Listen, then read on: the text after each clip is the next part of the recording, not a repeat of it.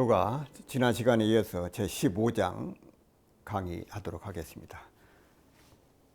체행무상 일체공하니 즉시열의 대원각이로다. 참, 체행무상 일체공하니 즉시열의 대원각이라. 모든 행이 무상하여 일체가 공하니 이는 곧 열의 대원각이로다. 참 한문에 이 낱낱스럽게 나누어진 글자를 모아가지고 이 법문이 되거든요. 이 법문이 돼요. 그러면 이 법문을 통해 가지고 중생들이 깨달음을 얻게 된다고 말씀이죠. 그래서 부처님이나 이 재불조사들이 이 법문을 내려주실 때 그냥 하시는 말씀이 아니다 그 말씀이죠. 참 목숨을 걸고 수행을 해서 깨달음을 얻고 중생들에게 당시의 깨달은 그 경지를 이렇게 말씀해 주시고 가르쳐 주신다 그 말씀이죠. 저는 지난 신신명에 이어서 좀 증도가 강의를 좀 하고 있습니다만은 이 강의를 준비하면서 여러 가지로 많이 어렵습니다. 그리고 강의를 이렇게 하는 것도 쉬운 일은 아니거든요. 그런데 지금 생각을 해 보면은 신신명이나 증도가 강의를 통해서 가장 큰 기쁨, 큰 수혜자는 누구냐? 저 자신이거든요. 또 이런 자리를 또 마련해 주신 방송국 관계자들이나 또 이 강의를 들어주시는 교도님이나 시청자 여러분들이 계시기 때문에 이런 또 강의를 또 할 수 있고, 그래서 정말로 고맙고 감사한 그런 그 마음으로 이 강의를 하고 있습니다. 그래서 우리 교도님들도 신신명도 그랬지만 증도가 강의가 쉽지 않습니다. 쉽지 않지만 그러나 이 강의를 듣고 자꾸 들어보면은 그 가운데 뭔가 이 마음 가운데 느낌이 와진다 그 말씀이죠. 그래서 글자 하나를 알고 모르고 그것이 문제가 아니라 이 말씀을 통해서 왜 영가 스님께서 이 말씀을 하셨을까? 그 본의를 자꾸 생각을 해보면은 이래서 이런 말씀을 하셨구나 하는 그 느낌이 오게 된다고 말씀이죠. 그래서 그런 말씀을 드리면서 이 증도가 강의를 시작을 합니다. 체행무상 일체공이라. 체행이 무상하여 일체가 공이다, 그런 말씀이거든요. 체행무상 일체공. 몸도 무상하고 우리가 좀 천년만년 살 것 같이 생각을 하지만은 우리가 길어야 100년 살지 않습니까? 몸도 무상하고 마음도 무상하고 어제 마음하고 오늘 마음하고 달라. 지금 이 시간의 마음하고 이 다음 시간 마음이 다르다 그 말씀이에요. 몸도 무상하고 마음도 무상하고 눈으로 보이는 이 세상 모든 것이 다 무상하고 그래서 일체가 모두 다 공하다, 그런 말씀이다 그 말. 자, 흔히 이 조사 스님들은 구름이 끼면 푸른 하늘이 나타나지 않지만 구름이 벗겨지면 밝게 비추는 태양이 저절로 드러나서 맑은 하늘이 나타난다고 말씀을 하신다 그 말이에요. 구름을 다 걷어내면 텅 비고 맑은 하늘인데 구태여 텅 비고 맑은 하늘을 자꾸 이야기할 필요가 없다 그 말씀이죠. 캄캄한 그것만 걷어내 버리면 지금 그대로 텅 비고 맑은 하늘이다 그 말. 걷어낸다는 표현이 어쩌면 맞지는 않아. 그러나 어둠을 걷어낸다, 구름을 걷어낸다, 표현이 맞지는 않지만 편의상 설명을 하자면 그런 입장이다 그 말씀입니다. 앞장에서 말씀하신 대로 4대, 우리 몸을 4대, 지수화풍 4대로 모여져 있지 않습니까? 이 4대를 놓아버리면 그야말로 몸의 문제, 몸이 오고 가는 것에 대해서 전혀 마음을 쓸 일이 아니다. 몸이 이렇거나 저렇거나 마음 쓸 일이 아니다 그 말이야. 마음 쓸 일이 아닐 때 비로소 몸과 마음이 조화를 이루게 된다고 말씀이에요. 앞에서 말씀을 드렸죠. 몸도 무상하고 마음도 무상하다. 체행무상일체공, 즉시열의 대원각이다. 체행무상 일체공을 알면은 그 자리가 바로 즉시열의 대원각이다, 그 말씀이에요. 마음 쓸 일이 아닐 때, 몸도 마음을 쓰지 않고 마음도 마음을 쓰지 않을 때 비로소 몸과 마음이 조화를 이루게 된다고 말. 자, 그러면은 결국 우리의 몸은 우리 몸 그대로 무상하고 마음도 또한 무상하다, 그 말. 그래서 체행무상 일체공이 된다, 그 말.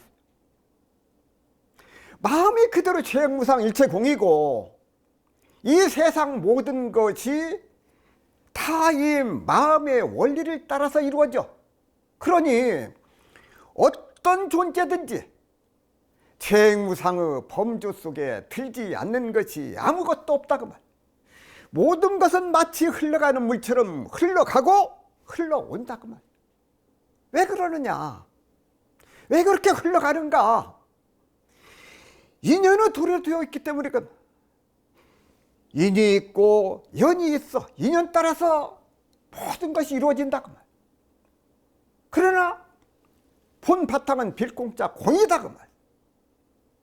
본래 공인데 거기에 인연이라고 하는 것, 어떤 거짓된 힘이 잠깐 세력이 있는 동안은 거기에 얽혀 있다가, 제가 지난번에 그 집에 대해서 말씀을 드렸잖아요.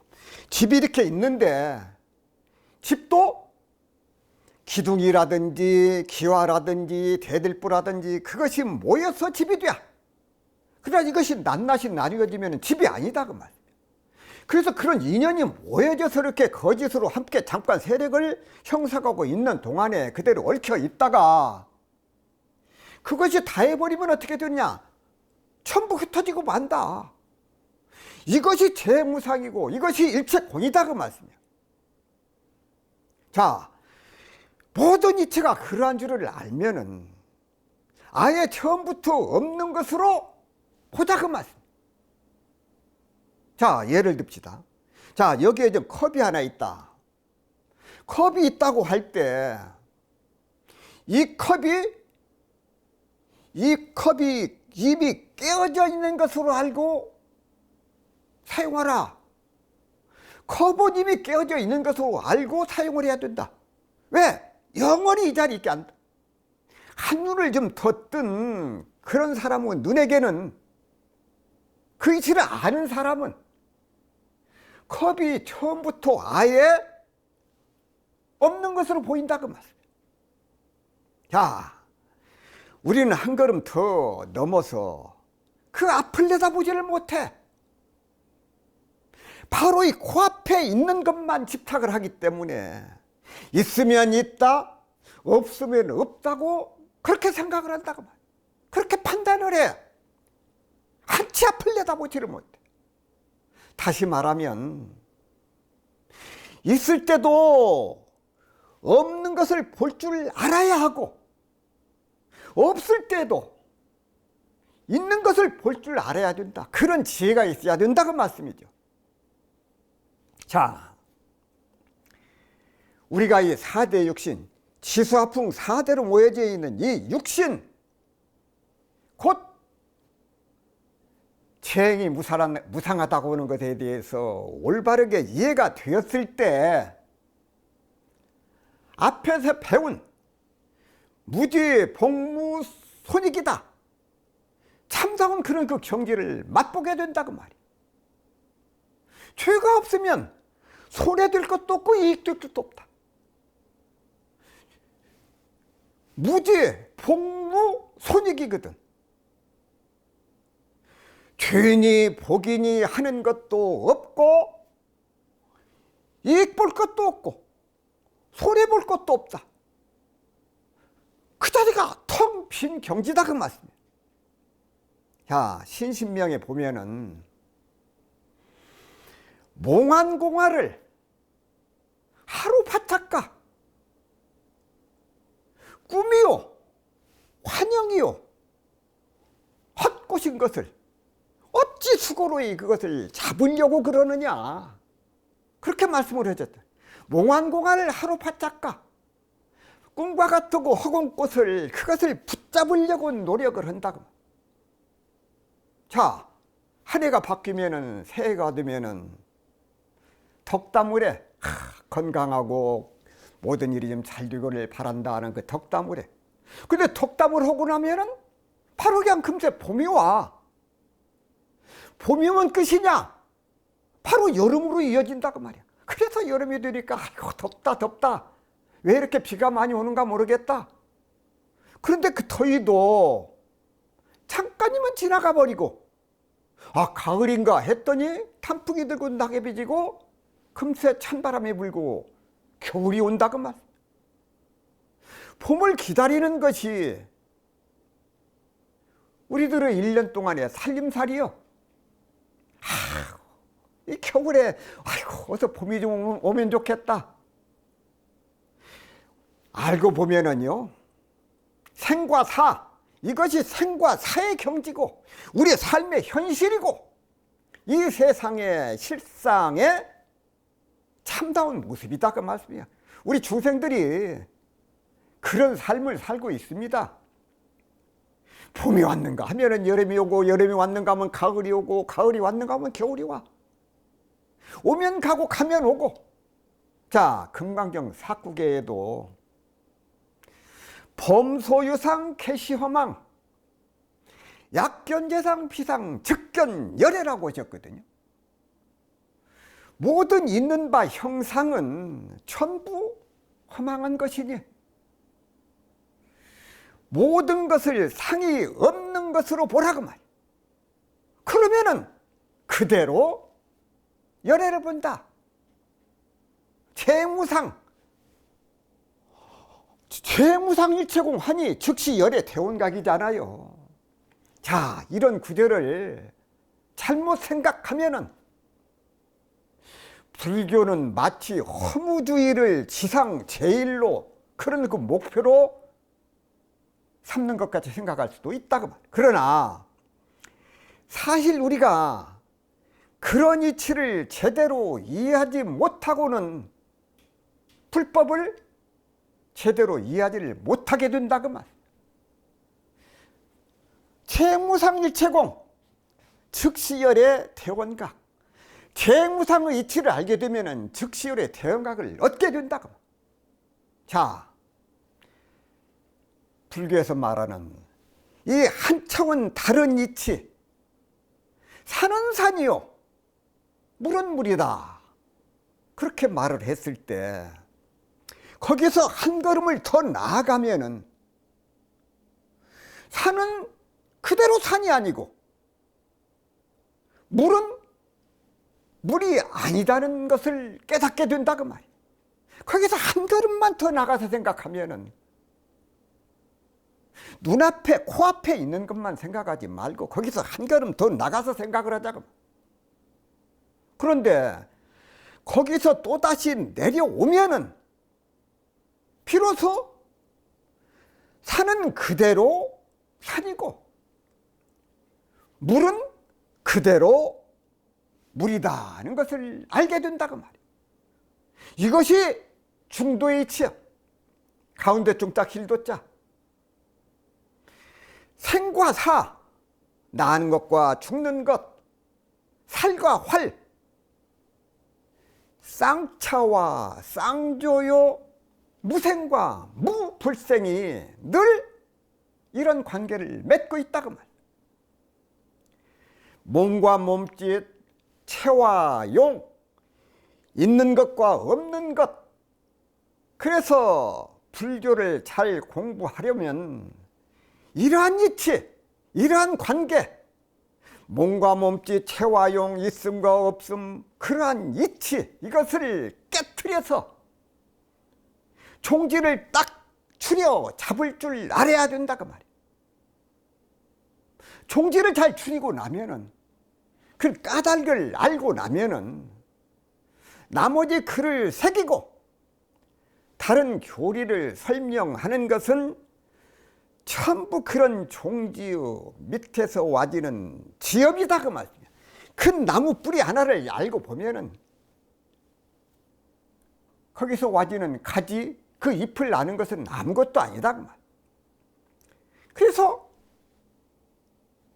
재무상 일체공을 하면은 즉시 열의 대원각이 된다고. 즉시 열의 대원각이라 그것이 곧 열의 크고 원만한 깨달음이다 하는 그런 말씀이거든요. 즉시 열의 대원각, 그것이 곧 부처님의 크게 깨달으신 경지다. 그렇게 공한 줄로 보았을 때 눈앞에 나타나 있는 것을 그것을 있는 것이라고만 보지 말고 재무상의 이치를 깨닫고 보면은 그것을 볼 줄 알면 열애를 본다. 그것은 허망 속에서도 허망하지 않는 영원불멸한 것, 그것을 그대로 보게 된다고 말씀이요. 자, 꼭 드러내가지고 말은 안 했지만은 부처님의 가르침, 재불조사의 가르침이 바로 그런 이치로 되어 있어. 이것은 부처님의 깨달음을 쌍차, 이 가릴 차자거든.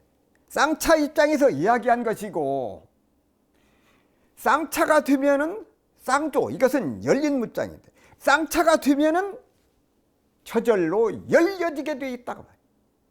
다시 말을 하면은 부정을 함으로써 긍정은 따라오게 된다고 말이야. 자, 큰 대자, 둥그런 자, 부처님의 크고 원만한 깨달음, 열애의 대원각이라고 하셨거든요. 열애의 대원각, 재기 무상해서 일체가 공한 것이 곧 열애의 대원각이다. 열애의 크고 원만한 깨달음이다. 열애는 무엇인가? 무엇을 열애라고 하냐?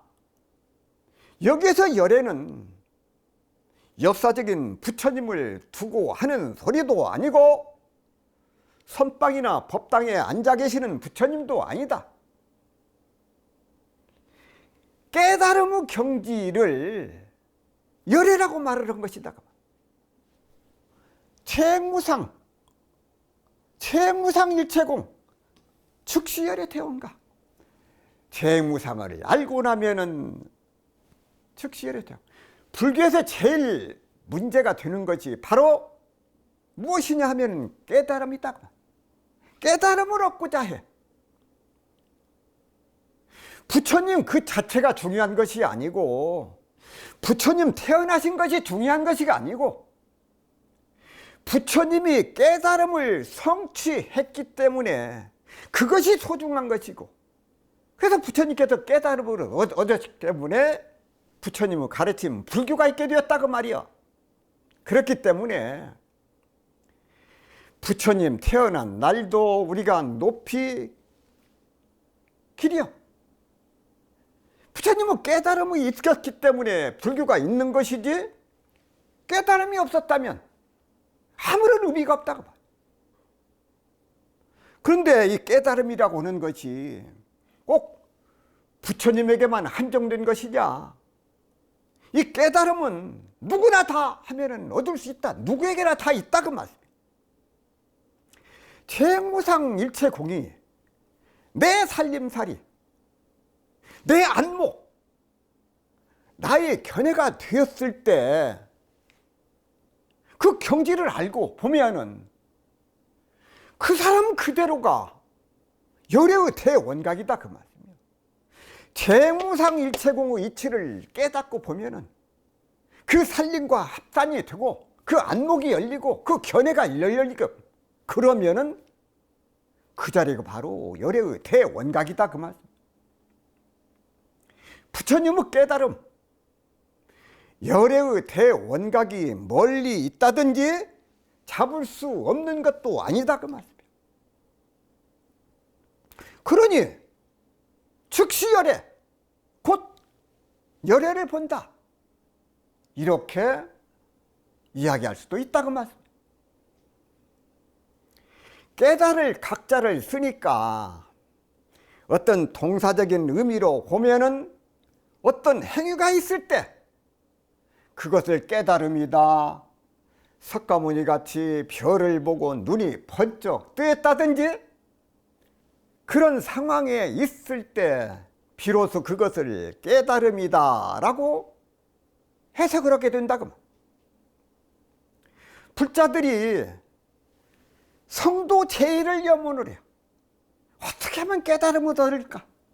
이것이 가장 큰 간절한 염원이다. 성도 제의를 기념하는 이유도 그것 때문에 그런다고. 깨달음을 얻고자 하는 그런 간절한 염원, 모든 불자들은 염원이다. 그러나 대원각의 본래적인 입장은 그런 것이 아니다. 동사적인 의미만 있는 것이 아니고 어떤 조작이 있는 것도 아니다 그 말. 대원각의 경지는 잘 들으셔야 됩니다. 대원각의 경지는 본래 탄 누구나 갖추어 있는 그 자리다 그 말. 누구는 있고 누구는 없는 게 아니다. 그 자리가 아니다 그 말. 누구에나 다 갖추어져 있는 도리이기 때문에 그래서 소중하다 그 말. 자, 우리는 누구나 총일토록 둥그런 자, 깨달을 깍자 원각 가운데 있습니다. 총일뿐만 아니라 오늘 하루뿐만 아니라 세세생생 원각 가운데 있는데 그 자리에 있으면서 그 자리에 있는 줄을 알지를 못하면서 하루하루를 살아가고 있다고 말.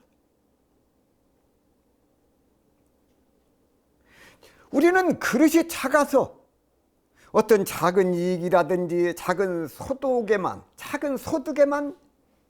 연연하는 것, 큰 것이라든지 아주 툭 터지게 하는 것은 감히 우리의 그릇이나 우리 분수라고 생각을 하지 못하고 산다고 말이에요.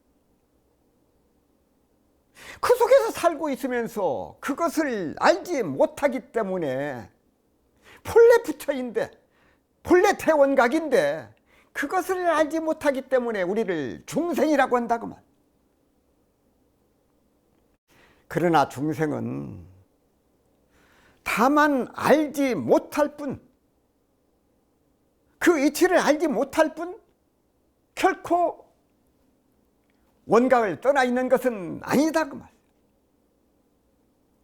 중생들이 소인배 같은 작은 생각을 하지만 사실은 본래 그릇, 본래 마음자리는 소인배의 모양이 아니다. 그러므로 경전에서나 조사 스님들의 말씀은 너무나 소중하고 큰 말씀이다 그 말. 우리하고 너무 거리가 있는 말씀이다 라고 생각하는 것은 그것은 맞지 않다. 아이고 나하고는 관계없다. 너무나 엄청난 말씀이다.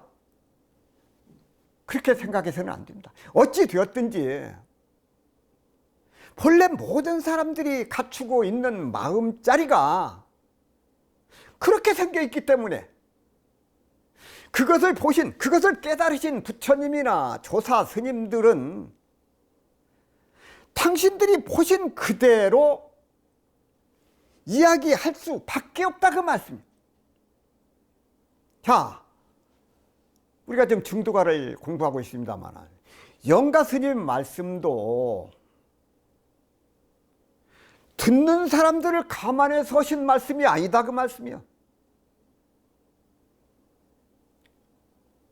우리가 원각을 깨달으려고 하지만은 그 깨달음이 완전하지 못해서 궁극적인 입장에 이르지 못한 지를 보살이라고 한다고.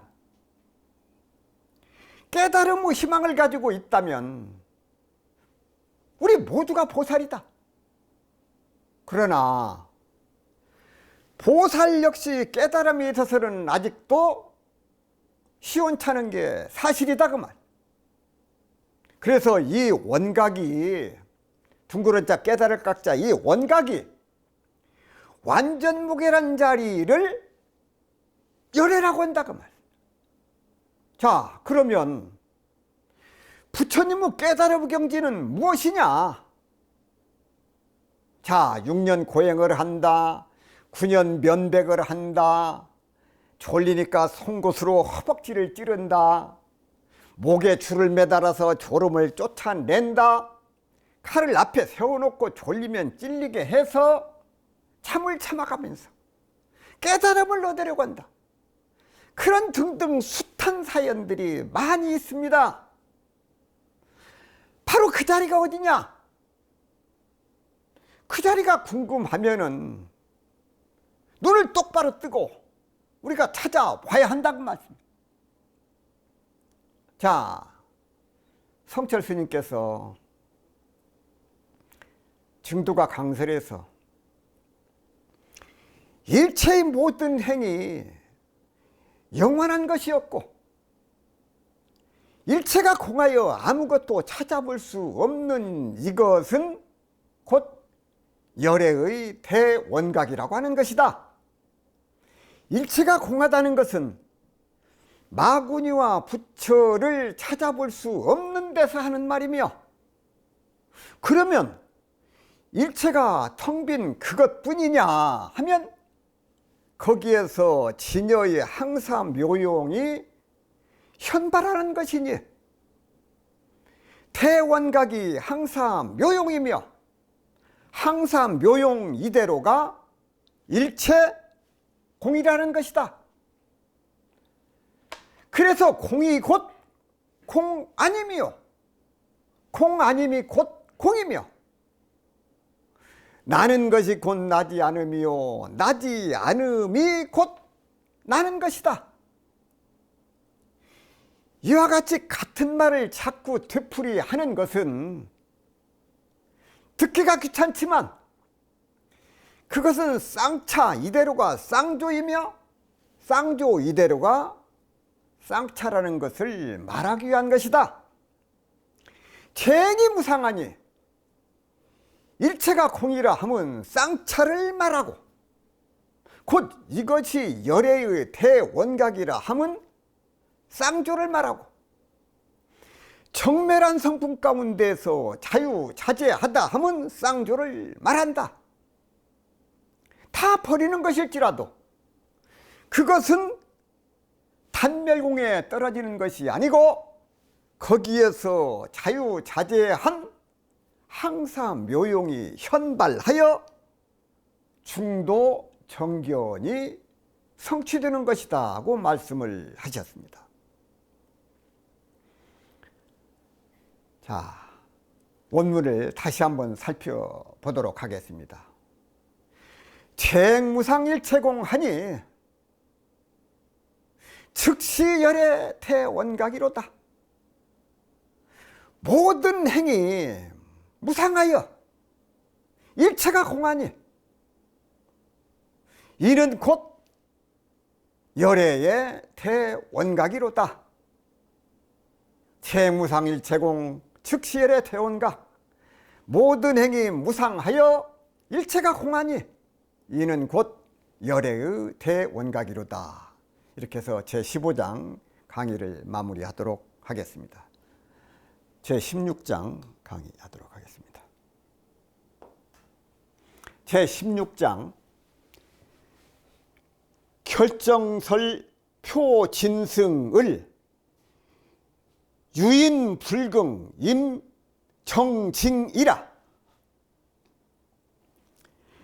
결정된 말씀과 참됨을 나타낸 법을, 결정된 말씀이거든 결정설은, 참됨을 나타낸 그런 그 법을 어떤 사람은 긍정하지 않고 정에 따라 헤아림이라. 유인불경 임정징이라. 결정설 표진승, 이 말씀은 결정설이라고 하는 것은 분명하고 확실한 가르침과 진실을 나타내는 것이거든요. 결정설이라고 하는 것은 누가 뭐라고 해도 절대로 의심할 바가 없는 결정적으로 올바른 견해다. 그 말씀이 바로 결정설이다. 그 말씀. 그러한 말이다. 그 말. 이 증도가에서 영가 스님이 하신 말씀 한 말씀 한 말씀이 바로 이 결정설입니다. 왜 결정설이냐? 그냥 하는 말이 아니다. 내가 깨달음을 얻고 하는 말이다. 그렇게 자신 있게 하신 말씀이에요. 그래서 증도가에서 하신 영가 스님 말씀 한 말씀이 바로 이 결정설이다. 결정설 표진승, 결정성 표진승. 이러한 자신감, 영가 스님의 이러한 자신감은 바로 깨달음에서 나왔거든요. 틀림없는 사실을 내가 확실하게 보고 체험한 바가 없으면 이런 결정설이 나올 수 없다는 것을 이렇게 말씀하고 계신다고 말. 이 얼마나 자신 있고 내가 깨달았다. 그래서 이런 말을 하는 것이다. 그것이 결정설이에요. 사실 그대로 내 눈으로 보았다면 믿는 말이 필요 없게 된다고. 여러분도 그렇잖아요. 여러분도 눈으로 직접 보고 귀로 들으면 다시 의심할 것이 없잖아. 영가 스님께서 내가 직접 눈으로 보고 내가 귀로 듣고 깨달았다. 그래서 이런 말을 내가 자신 있게 할 수가 있다. 그런 것입니다. 내 말을 오직 믿어라. 의심하지 말아라. 믿어야 한다고 하는 것은 사실을 보지 못한 까닭. 그런 까닭. 믿지 못한 사람은, 깨닫지 못한 사람은 이럴까 저럴까 하고 망설이고 믿지를 못해. 자, 누가 그렇게 말을 했으니까, 어느 책에 그렇게 써 있으니까 하고 믿는 것으로서는 이런 그 결정설을 말을 할 수가 없어요. 누가 그랬다더라? 책에 있으니까? 그것은 결정설이 아니에요. 이 결정설을 말할 수 있는 사람, 그 사람은 어떤 사람이냐? 바로 깨달음을 얻은 사람이고 선지식이고 진리를 깨달은 도인이 그런 결정설을 할 수 있다고 말이에요. 자, 표진승. 표진승은 진리, 진실을 표현한 법을 말하라는 거거든요. 표진승. 표진승에서 이 승자가 보통 교재에서는 탈승자 또는 대승에서 소승을 할 때 이 승자를 쓰고 있습니다. 그럴 때 이 표진승은 진리, 진실을 표현한 법을 바로 표진승이라고 말을 한다고. 그래서 승이라고 하는 것은 법이라고 보면 된다고 말이에요. 이 탈승자가 이것은 법법자로 보자 그 말씀이에요. 그 법도 어떤 법이냐? 참진짜 법법자, 진법이다 그 말. 이 승이 바로 법인데 법도 보통 법이 아니라 참진짜, 법진짜, 법법자, 진법이다, 참법이다, 방편이 아니다 그 말씀입니다. 자, 영가 스님이 어떤 사람입니까? 영가 스님은 어려서 출가를 해서 많은 경전을 공부하셨습니다. 천착파에 들어가 가지고 천태지관을 깊이 익혀서 천태종의 법을 개성을 하고 천태종을 더욱 발전시킬 수 있는 촉망을 받는 그런 인물이었다고만. 그러나 유마경을 보다가 거기서 깨달음이 있었어. 그 천태종의 가르침과는 전혀 다른 방향으로 나가게 되었어. 굳이 예속을 시키자면 선종에 속한다고 할 수가 있겠다. 그래서 영가 스님은 육주 스님에게 깨달음을 인가를 받으면서 완전히 선종 사람이 되었어. 그래서 영가 스님의 삶이 그렇게 자연스럽게 흘러가셨다고. 자, 영가 스님이 천태종을 떠나서 선종으로 들어왔다. 선종 사람이 됐다. 이런 이야기는 뒷사람들이 하는 이야기야. 뒷사람들의 평이다 그 말씀이야. 어찌됐거나 영가 스님은 그동안 공부를 하느라고 했다 그 말씀이야. 많은 경을 보셨어. 뭔가 미진한 게 있다가 마침내 깨달음을 이루셨어. 결정설, 표진승.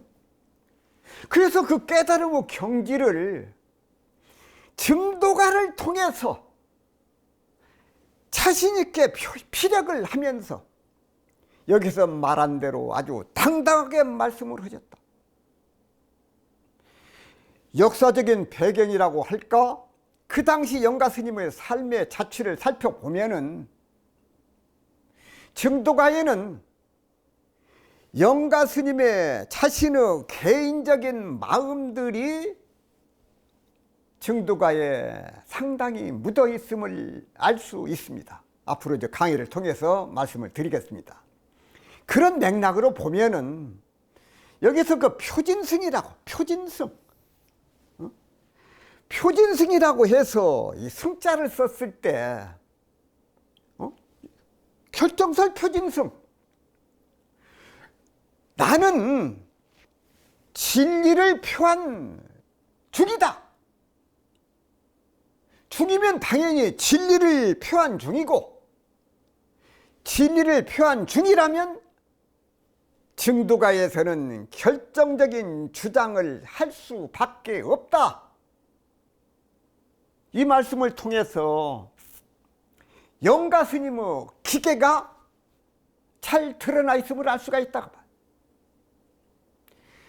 영가 스님께서 증도가에서 앞에서 그 말씀을 하셨죠. 자, 무명실성이 즉 불성이요, 환화공신이 즉 법신이다. 이게 참 아무나 이런 말을 하지 못합니다. 이런 그 결정서를 아무나 할 수 없어요. 표진승이 되어야 결정서를 할 수 있어. 환화공신이 즉 법신이다. 아, 공중에 떠 있는 그런 환화공신이 법신이다. 그런 표현은 아무나 할 수 없고 어디서도 들어볼 수 없는 바로 결정적인 말씀이다 그 말씀입니다. 앞에서 재행무상일체공이 즉시엘의 대원각이다 하는 그런 그 말씀도 어떻게 보면은 대단한 말씀이요, 깜짝 놀랄 일이고 우리들의 상상을 초월하는 절묘한 말씀이다 그 말. 열애의 대원각이라고 하면 아주 고원한 곳, 전혀 다른 세계가 있는 것으로 생각하기 쉬운데 영가 스님의 말씀을 통해서 보면은 전혀 그런 것이 아니다, 그렇게 말씀을 하셨다. 자, 그래서 여기서 결정설이다, 나는 표진승이다, 그런 그 표현은 찰나찰나에 이 무상한 삶을 살아가고 끝내는空으로 돌아갈 이 현실들이 바로 대원각이다고 하는 그런 확신을 주는 그런 말씀이요, 결정설이다 그 말. 굳이 확신을 주기 위해서라기보다는 이것이 너무나도 확고부동한 그런 가르침이기 때문에 영가 스님께서 그렇게 말씀을 하신 것이다. 그래서 참 결정설, 표진승, 유인불경, 임정증, 참 결정된 말씀과 참된 나타낸 법을 어떤 사람은 긍정하지 않고 정에 따라 해야 된다. 유인불경, 임정증, 이 말씀은 수긍하지 않는 사람, 의심을 갖는 것이 수긍하지 않는 것이거든요. 수긍하지 않는 사람이 있다면 마음껏 한번 물어봐라. 나한테. 내가 하는 말이 믿어지지 않으면 나한테 물어봐라. 그 말씀이에요. 자, 어떤 사람이 있어서 나의 주장과 그런 주장을 하는 나에 대해서 누가 긍정을 하지 않는다면 시비를 한번 가려봐라. 따져봐라. 그 말. 나한테. 임자 맡길 임자, 이것은 생각나는 대로, 감정 가는 대로, 마음대로라는 뜻이고, 이 진이라고 하는 것은 따지는 것이거든요. 물어본다, 따진다, 추구한다, 연구한다, 그런 의미를 이 징자가 가지고 있습니다. 그래서 임정징, 이것은 자기 요량껏 자기 감정에 맡겨서 마음껏 한번 연구를 해보고, 그리고 따져봐라. 마음속으로 헤아려 봐라. 내 말이 틀렸는가 맞는가 따져봐라. 헤아려 봐라. 유인불급임정징, 어떤 사람이 내 말을 긍정하지 아니하고 그것을 정에 맡겨서 그러면 물어봐라. 이렇게 해석을 할 수도 있다. 내 말이 틀렸는가 생각을 해봐라. 따져봐라. 헤아려 봐라. 자, 그래서 이 영가 스님께서 이 정도가에서 말씀하신 재무상일체공, 구불시공 조만성, 무명실성 즉 불성, 환화공신 즉 법신이라고 하는 이런 그 말씀들이 모두가 다 이 결정설이다 그 말이야. 그냥 하는 말이 아니다. 내가 깨달음을 얻고 확신에 찬 그런 그 말이다 그 말. 믿음을 가져라 그 말. 그런데도 내가 이렇게 확실히 말을 하는데, 결정설을 하는데도 어떤 사람들은 이를 긍정하지 않는다, 믿지 않는다는 것이다. 왜? 영가 스님 당시의 승려들이나 일반인들이 거의 그러한 이치를, 그런 말씀을 믿으려고 하질 않아. 그런 그 추세였다고 말. 그 당시 상황에 인지가 그만큼 낮았죠. 그래서 정에 맡겨서 묻는다, 자기 마음대로 헤아린다는 것이다 그 말이에요. 이 헤아린다고 하는 것은 신심에서 말씀하신 그 짐작하는 것을 말하는 것이거든요. 아마 그럴 것이야, 그 사람 그랬을 것이야 하는 것이 짐작 아닙니까? 그래서 영가 스님께서 나의 말은 결정적인 궁극의 말이고, 나는 진리를 표현하는, 진리를 말씀하는 승려인데 나의 학설, 나의 가르침을 긍정하지 아니하고 자기들 마음대로 헤아리고 있으니 내가 나를 긍정하지 않는다면 마음대로 한번 따져봐라. 그런 영가 스님의 자신감이 넘치는 그런 그 말씀이다 그 말. 따라서 이 정도가는 도를 깨달은 사람은 노래야. 도를 깨달은 노래다 그 말. 그래서 여기에 근기를 맞춘다든지 어떤 수준을 감안해서 이야기를 한다고 하는 것은 그건 있을 수가 없다. 영가 스님께서 깨달으신 대로 본대로 그대로 지금 말씀을 하신 것이기 때문에 여기에 의심을 갖지 말라. 그대로 믿어라. 그대로 들어라. 그 말씀이에요. 자기 소견대로 자기와 견해도 이야기할 수밖에 없다 그 말씀이야. 그래서 듣는 사람이 뭐라고 하거나 이해를 못하거나 그것은 여기에서는 관계가 없다. 오로지 그것은 일방적인 생각이다 그 말. 오늘 영가 스님의 그 정도가 말씀을 드렸습니다마는, 참 이 부처님이나 조사께서 깨달음을 얻으시고 중생들을 위해서 그 법문 말씀을 해주시는데, 이 깨달음을 얻기 위해서 정말로 목숨을 걸고 그 도를 성취를 하셨잖아요. 그래서 우리가 부처님이나 조사들께서 내놓으신 그 말씀을 참으로 소중하게 생각하시고 그 말씀을 하나라도 더 들으려고 하시고 실생활에 옮겨서 실천하려고 노력하는 그런 우리 교도님들이 되시기를 염원을 하면서 오늘 강의를 마무리하도록 하겠습니다. 감사합니다.